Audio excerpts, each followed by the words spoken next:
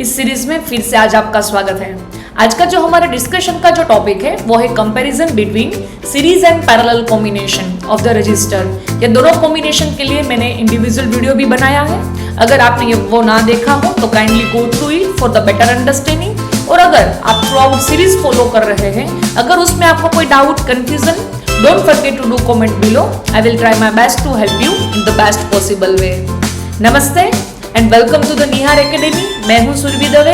Engineering, maths as well as physics के latest update के लिए don't forget to subscribe and share with your friends. चलिए हमारे discussion के टॉपिक की ओर बढ़ते हैं। तो आज का जो हमारे डिस्कशन का टॉपिक है वो है resistors in series combination in comparison with resistors in parallel combination. सबसे पहले हम दोनों की सर्किट रिप्रेजेंट कर देते हैं कि वो दोनों कॉम्बिनेशन कैसे दिखते हैं। अब ये सर्किट के हिसाब से हम कंपैरिजन के पॉइंट्स नोट डाउन करेंगे। तो सबसे पहले हमारा जो पॉइंट रहेगा वो है कि सीरीज कॉम्बिनेशन के लिए हर एक कंपोनेंट में से सेमी करंट पास होगा। आप सर्किट में देख सकते हैं कि हर एक कंपोनेंट में से सेमी करंट आई पास हो रहा है। बट इन पैरेलल कॉम्बिनेशन हर एक कंपोनेंट में से अलग अलग करंट पास होगा। इसलिए अगर आपके सामने कैसे भी डिफिकल्ट सर्किट क्यों ना हो और रखा जाए और आपको पूछा जाए कि ये कॉम्बिनेशन सीरीज है या पैरेलल, तो आपको सबसे पहले ये पॉइंट नोट डाउन करना है कि अगर उसमें करंट डिवाइड होता है, करंट का कहीं पे भी दो पार्ट पड़ते हैं, तो it means it is parallel.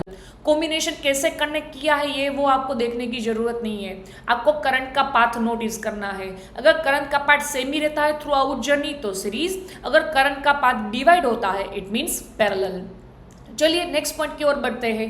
तो आप सीरीज कॉम्बिनेशन में देख सकते हैं कि हर एक कंपोनेंट के अक्रॉस में जो वोल्टेज ड्रॉप है वो अलग अलग है। पहला कंपोनेंट के अक्रॉस में V1, दूसरे के अक्रॉस V2, तीसरे के across V3, right. Means series connection के लिए वोल्टेज ड्रॉप और the voltage across each component अलग अलग रहेंगे। But in case of the parallel combination है उसमें हर एक कंपोनेंट के अक्रॉस में वोल्टेज सेम रहेगा। देन अब हमें इक्विवेलेंट रेजिस्टेंस अगर फाइंड करना है तो सीरीज कॉम्बिनेशन में हम क्या करेंगे, हर एक इंडिविजुअल कंपोनेंट की वैल्यू को ऐड करेंगे। और in case of the parallel combination हम हर एक जो कंपोनेंट है उसकी वैल्यू का इनवर्स करेंगे। मीन्स सपोज मैंने यहाँ पे फिगर में 3 रेजिस्टेंस पैरेलल में जोड़े हैं। तो पहला रेजिस्टेंस तो 1/R1 plus 1/R2 plus 1/R3, हर एक कंपोनेंट की वैल्यू का इनवर्स और उसको ऐड करना है। तो ये मैंने फिर से दिखा देती हूँ कि उसको लिखते कैसे है कि R equal to R1 plus R2 plus R3 for series combination. अगर पैरेलल कॉम्बिनेशन की बात करें तो 1/R equal to 1/R1 plus 1/R2 plus 1/R3। Next point, अगर कोई भी एक कंपोनेंट भी सीरीज कॉम्बिनेशन के लिए ब्रेक डाउन होता है तो पूरी सर्किट काम करना बंद कर देती है। बिकॉज सारे कंपोनेंट में से सेम ही करंट पास होता है। अगर वो कंपोनेंट में से करंट अपना पाथ कंटिन्यू नहीं करता है तो करंट विल नॉट फ्लो, तो वो कंपोनेंट काम करना बंद कर देगा। इसलिए कोई भी एक भी कंपोनेंट में से कुछ हुआ तो मीन्स सारा कॉम्बिनेशन काम करना बंद।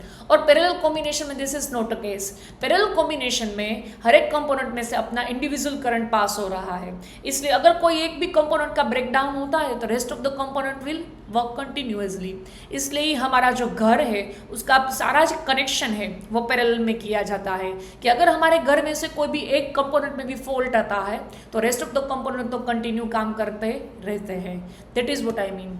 लास्ट जो वोल्टेज ड्रॉप V अगर मुझे फाइंड करना है और तो टोटल वोल्टेज V जो बैटरी सप्लाई कर रही है मुझे वो फाइंड करना है तो वो होगा V equal to V1 plus V2 plus V3।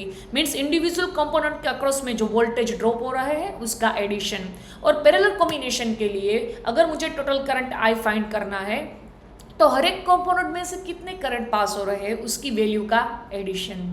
Once again, thank you for the watching and don't forget to subscribe and share with your friends.